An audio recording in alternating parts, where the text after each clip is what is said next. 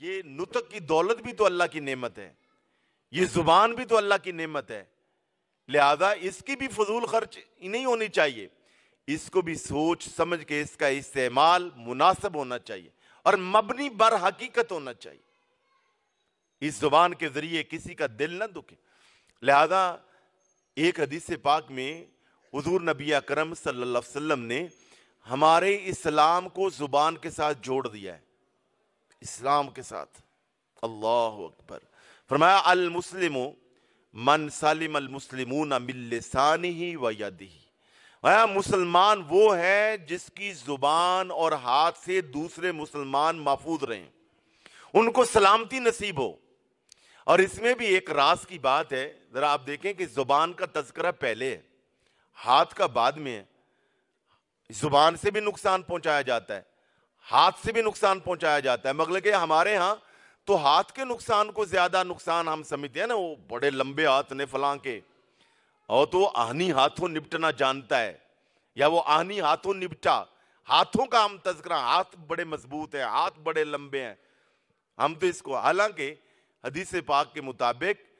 ہاتھوں کا نقصان تھوڑا نقصان ہے، یا ہاتھ تھوڑا نقصان پہنچاتے ہیں، زبان زیادہ نقصان پہنچاتی ہے۔ ہاتھوں کے نقصان کے لیے ضروری ہے کہ جس کو ہم نے نقصان پہنچانا وہ ہمارے قریب ہو، ہماری اس تک رسائی ہو، وہ موجود ہو، اور زبان کے ساتھ کسی کو نقصان پہنچانا ہو،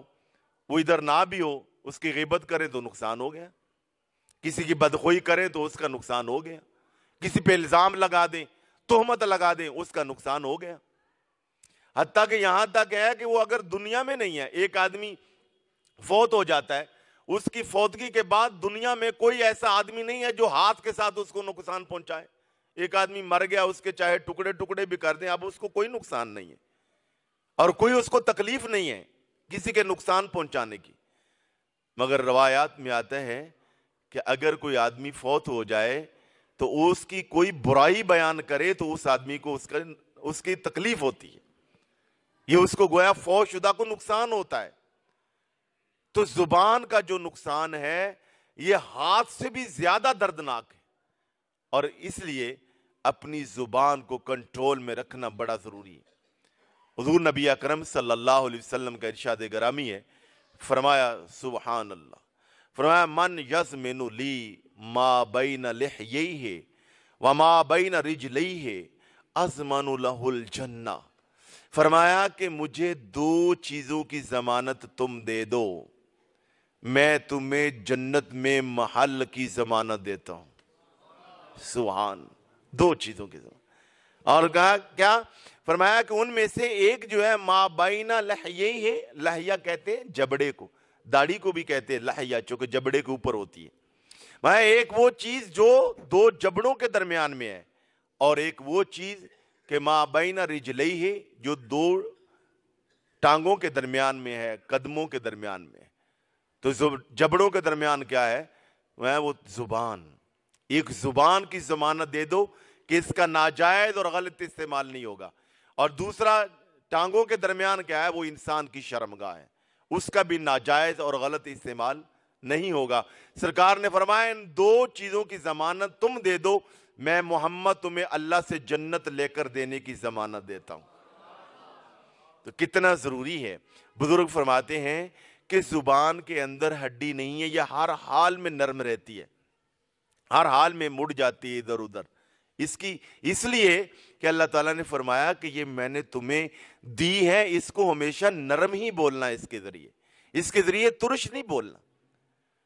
تو بہت سارے انسان دنیا میں آپ کو ایسے ملیں گے کہ جنہوں نے اپنی کاروباری لائف کا یا اپنی جو باقاعدہ عملی زندگی ہے اس کا آغاز کیا تو ان کے پاس اتنا تجربہ نہ تھا،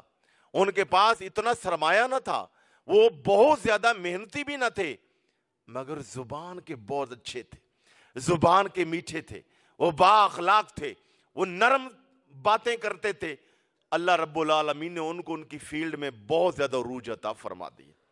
چنانچہ میں ایک بہت بڑے کاروباری آدمی کے انٹرویو پڑھ رہا تھا تو اس کو پوچھا گیا کہ جناب آپ کا اتنی بڑی آپ نے بزنس امپائر بنا رکھی ہے، تو بہت بڑے آپ بزنس ٹائکون ہے، آپ کا بہت بڑا بزنس ہے، اس کی وجہ کیا ہے؟ اس نے کہا کہ وجہ تو سب سے بڑی تو اللہ رب العالمین کی رحمت ہے، مگر اس کے علاوہ یہ بات ہے کہ میں ہمیشہ اپنی زبان کو نرم رکھتا ہوں، ہمیشہ زبان کو نرم